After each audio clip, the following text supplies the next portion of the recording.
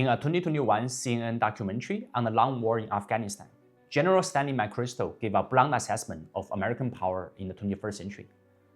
McChrystal, as the former commander of US forces in Afghan war, said that after 9/11, America showed the world how long the dog leash really was. But in doing so, it also showed that the leash had an end. The world learned there were limits to what the United States could do, and Washington learned that too. That warning likely stayed in the minds of senior American commanders, including General Dan Kane, the current chairman of the Joint Chiefs of Staff, who had expressed private doubts about whether the United States could actually achieve a quick victory in Iran. But the attack went ahead anyway. On February 28, 2026, the United States and Israel launched the Operation Epic Fury. The war opened with a massive wave of airstrikes against military and government targets across Iran.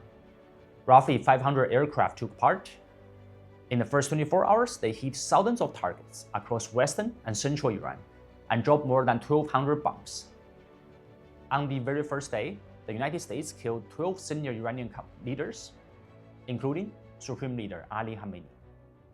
And yet, even the largest American air campaign since the 1991 Gulf War failed to deliver Washington's objective, which is regime change.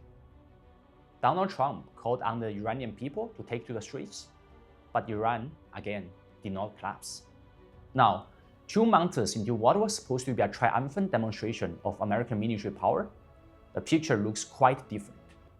Instead of a quick victory, the United States has set off a global crisis. Iran has closed the Strait of Hormuz, which is a choke point for roughly 1/5 of the world's oil consumptions. The war has already killed thousands of people, including at least 1,000 US service members, with hundreds more wounded. This was not the outcome which the Trump administration had in mind, because America entered the war hoping to slow or even reverse its own decline. But instead, the conflict has done the opposite. It has only exposed exactly what General McChrystal has warned about years ago: the limits of American power. If Washington's real objective in Iran was regime change, then it had already missed its best opportunity.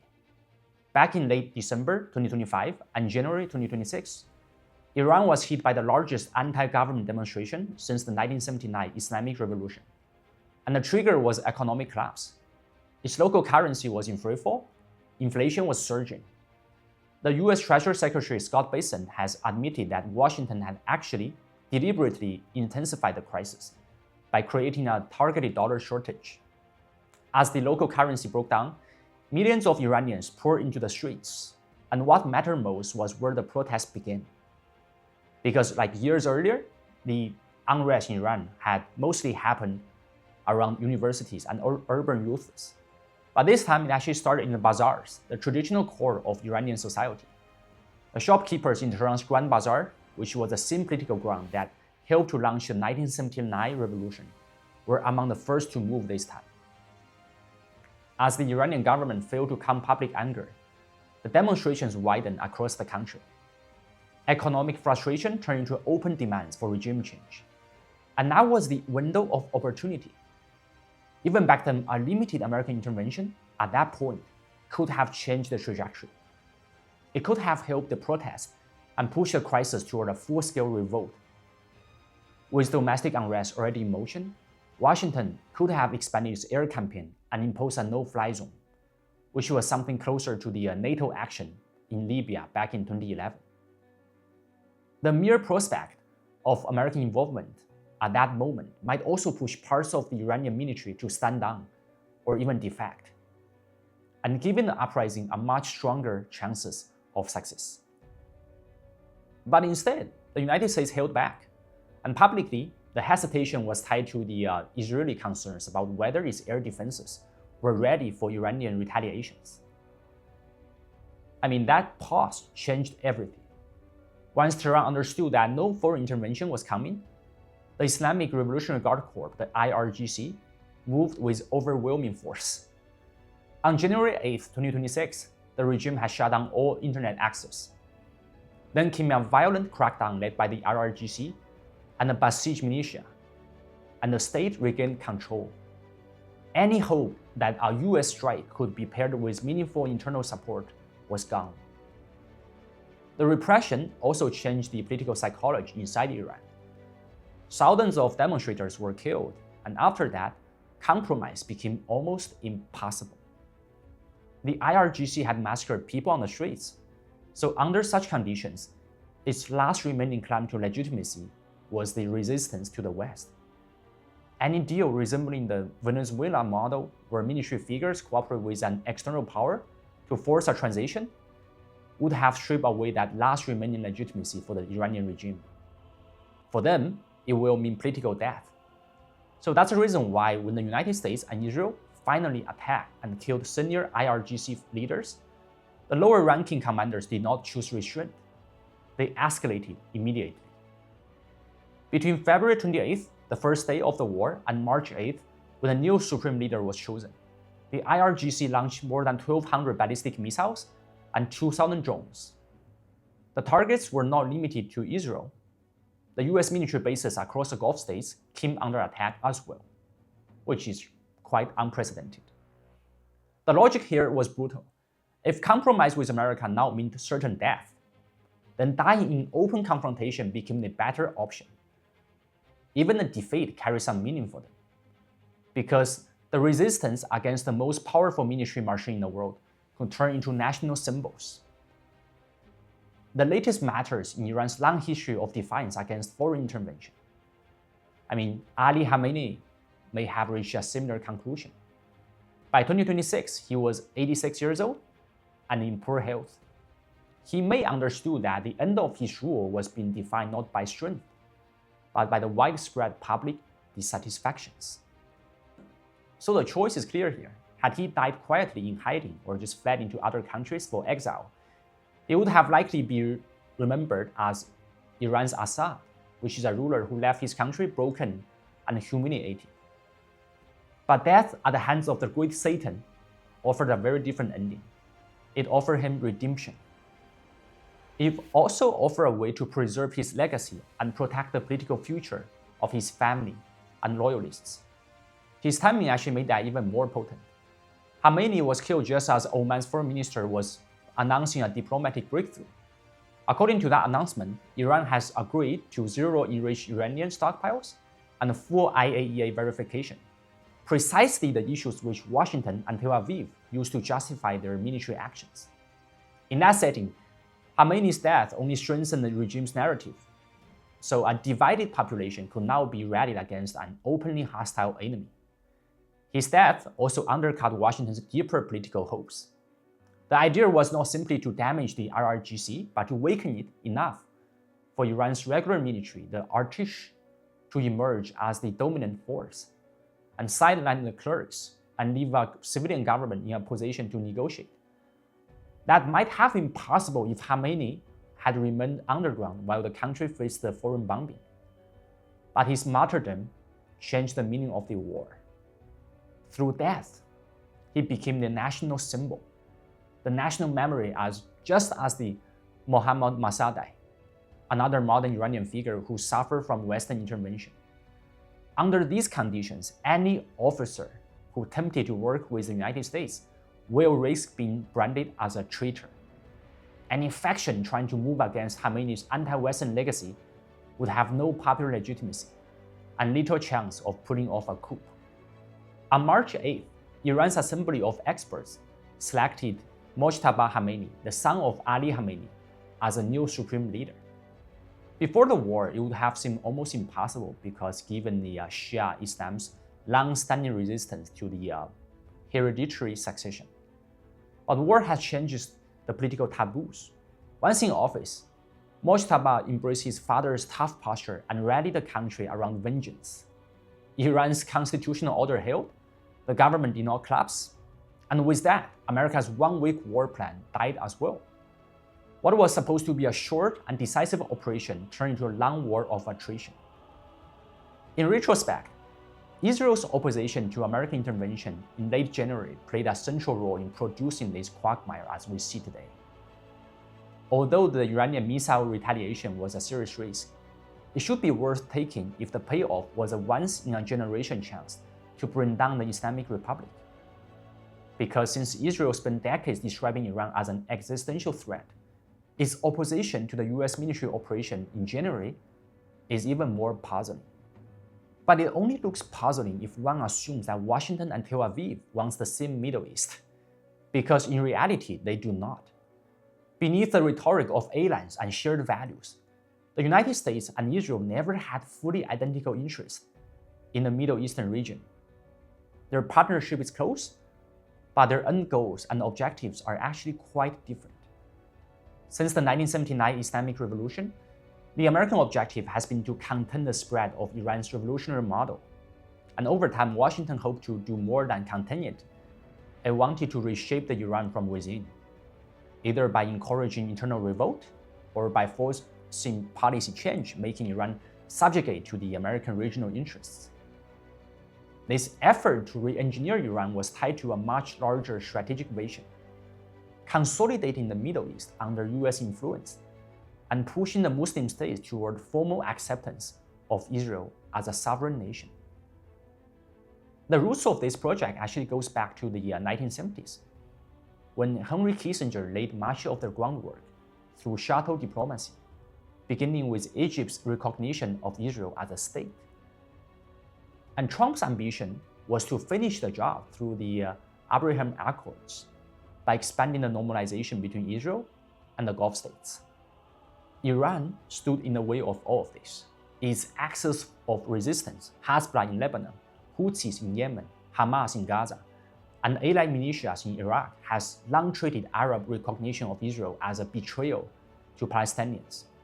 Since October 7, 2023, and the war that followed in Gaza, the problem only became worse. Public anger across the Gulf states made further normalization far more difficult. From Washington's point of view, removing Iran and dismantling its network would open the door to a new regional order, which is economically integrated, strategically aligned with the United States, and far more accommodating to Israel. There was also a broader geopolitical price. In his book, The Grand Chessboard, Brzezinski, the former US National Security Advisor, actually described Iran as one of the critical geostrategic pivots in the Eurasian landmass. If Iran could be pulled into the American orbit, alongside countries like Poland, Ukraine, Azerbaijan, Turkey, and South Korea, it will further entrench US primacy across the Eurasian landmass. For Israel, on the other hand, this is not an attractive future. Now take the note, because a stable Middle East is not a safer one from Israel's perspective. For decades, Israeli strategy has been shaped by the fear of returning to the era between 1948 and 1967, when the Western powers placed greater values on their ties with Arab oil producers than on the security of Israel as a state. So out of that came a hard conclusion by Israelis that Israel's strategic value lies in being the strongest military power in a dangerous region. Its importance rises when the region is unstable. It falls when the region becomes orderly. So a genuinely stabilized Middle East will weaken the Israel's unique position, even to the United States. That is why an Iranian revolution, even one that produced a pro-Western government, will not necessarily serve Israeli interests. Because a post-Islamic Republic Iran might face serious domestic problems, but it could still move to repair ties with the Gulf states, reduce the regional tensions, rebuild the economic links, and more importantly, build a trust with the United States. In that scenario, the Persian Gulf becomes more stable, and the main threat to the US regional interests recedes, and Israel will become less indispensable to Washington. So that's the reason why a failed domestic uprising followed by a destructive foreign war produce a much more favorable outcome for Israel. It weakens Iran and blocks it to re-emerge as a coherent and independent regional power. It also creates the fragmentation, long-term instability, and the security environment where Israel remains the indispensable partner to Washington. And this is where the logic behind figures like Reza Pahlavi comes in. Israel's preferred post-war arrangement was never a democratic Iran. It was something far weaker, which is a puppet regime with just enough symbolic legitimacy to govern, but not enough power to unify the entire country. The historical parallel is Imperial Japan's creation of Manchukuo in Manchuria in 1932, when former Emperor Puyi was installed as a nominal ruler while the state was totally subjugated to the foreign power of Japan. Reza Pahlavi, the exiled crown prince of the Shah, fit that template far better than a national liberator. As we could see, Trump's description of him as merely a very nice person actually captured the point. He was useful not as a leader, but as a symbol. Placed on the throne by foreign arms and ruling a country he had left for decades, Pahlavi would have almost no chance of governing Iran as a unified state. The more likely result would be a civil war. And in Iran, civil war will not remain confined within Iran. It is a country of 90 million people with multiple ethnic and religious fault lines. Any serious internal collapse will dwarf the fragmentation we have seen in Iraq or in Syria, and almost certainly will spill outward into the Gulf states, where the large Shiite populations could be put into a much wider sectarian struggles. For Israel, that kind of regional breakdown carries the strategic advantages for them, because it will lock in decades of outside support, keeps the region dependent on Israeli military strength, and creates a room to shift attention toward the next tier of rivals, especially Turkey and Pakistan. So watch out, these two countries. Israelis might be coming after you. Caught between its aims and the very different aims of its closest ally, the United States is now shrugging a war with no clear political objective and no path to clear victory. The choices right now for Americans are ugly. One is a humiliating withdrawal, something closer to the Suez Canal crisis of 1956, when Britain and France exposed the limits of their power and shattered their own global credibility. The other choice is a long and expensive quagmire, similar to Vietnam and Afghanistan. And for Iran, the definition of victory is much simpler. It only has to survive. If this war remains primarily an air war, survival is entirely possible. Ukraine took more than 11,000 Russian missile strikes over 4 years and still holds today. And NATO's bombing of Serbia in 1999, it looked decisive at the time, but the regime change did not follow immediately. It came only after 2 years, after Belgrade accepted the Western terms. Iran has now been attacked 4 times since the year of 2024. Across its own political spectrum, this war is increasingly seen not as one more crisis, but a final test of its strength and resilience. It's the battle that either secures the Islamic Republic's regional status or will mark its last stand against the foreign enemy. In a conventional military context, of course, Iran cannot win. Its missile launches have fallen by around 90% plus since the start of the war, suggesting that much of its missile force had already been degraded. But it does not leave Iran without options, because its real strength lies in asymmetrical warfare and the will to fight. It can still spread disruption across the region, not just by targeting the US military assets, but also by hitting the oil infrastructure and other vulnerable systems, which the Gulf states entirely depend on. On March 11th, Tehran also signaled that the US tech company headquarters in the Gulf states could now become targets. The point is not about battlefield victory. It's about to make the war economically and politically unbearable for the United States.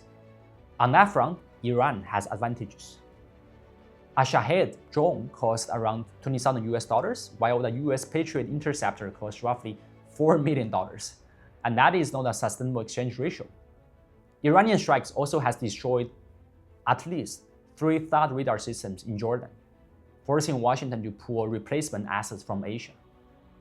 And it also hit 2 upgraded early warning radars in Qatar and Bahrain. In the first week alone, the damage to high-value US systems was estimated at roughly $2.7 billion. The think tank in Washington, the CSIS, actually has put the cost of US operations at around $1 billion per day. For a country with over 100% GDP debt ratio, this is not a war that can be sustained. And the real danger is that this logic might not push Washington toward restraint, but toward further escalation. From the American and Israeli perspective, backing down right now will hand Iran a political victory. That victory could then be used to justify a full-spread nuclear push, ending with an Iranian bomb that future military action becomes nearly impossible. Israel cannot accept such outcome, so the pressure to intensify the campaign only grows. The next step might be just ground troops and demand for unconditional surrender, which is the same quagmire that dragged the United States deeper and deeper into Vietnam 60 years ago. If Washington refuses to go that far, the more likely outcome is a grinding stalemate. American munition stocks get depleted, and Iranian regime survives. Once that happens, the damage to the US credibility will be severe. Washington has failed to destroy its adversary and unable to secure its allies. Even a negotiated settlement will not solve the larger problem. Suppose that Iran has abandoned its nuclear program under the diplomatic arrangements. The underlying dynamic still remains. Because Israel, committed to preserving a regional order built on instability and confrontation, will still have every incentive to provoke new rounds of conflict and pull the United States back in. Israel understands that the American willingness to fight these wars may not last forever. Public opinion in the United States is changing, including on the American right. Young voters are less likely to underwrite the endless Middle Eastern conflicts. A turning point came when Joe Kent, Trump's director of counterterrorism, resigned in protest of this war, citing Israel's undue influence in the American government. So now here's a white Christian Republican born in the 1980s. Joe Kent is a model pro-Israel American. From Tel Aviv's perspective, this is a warning sign that makes the current window especially important. If American retrenchment becomes more likely, especially after the 2030s, then the obvious move for Israel right now is to use today's US military support to lock in as many regional gains as possible before the shift happens. That is why, despite the ongoing ceasefires and negotiations, the war is not ending anytime soon. It may still continue until Israel secures the regional outcome it wants, or until the United States no longer has the capacity to impose such outcome. Either way, America loses the most. So, is America doomed to follow such path? The history gives a dark answer. In his book, The Rise and Fall of the Great Powers, the historian Paul Kennedy made a striking argument that when great powers begin to decline economically, they often turn to military force to stop such slide. But that move generally makes things worse. The military overreach will deepen the economic weakness. Paul Kennedy also pointed to another problem, that declining powers become easier for their smaller partners to manipulate. What makes the current American situation so striking is that it seems to reflect both patterns at once. On the one side, the United States struggles to solve its internal problems, deindustrialization, illegal immigration, political decay, and the loss of social cohesion. On the other hand, instead of rebuilding its domestic foundations, it leaned more heavily on the military power to project strength and preserve the image of a global primacy. That choice has not concealed the American weakness. It only further exposed it. Once that weakness becomes visible, others will come to exploit the situation. Israel, in particular, has shown how a small ally can pour large power into conflicts. And Paul Kennedy's warnings goes even further than that. Once a state starts substituting military power for economic strength, it rarely stops halfway. It only tends to double down and then double down again, until the logic of militarization reaches its final reckoning, either in a disastrous war or in a financial exhaustion. History is filled with such examples. The Ottoman Empire followed that path. So did the Soviet Union. And the United States is not immune to such fate. It is only moving toward it. Thanks for watching. This is Curtis at Sinopolitik. See you next time.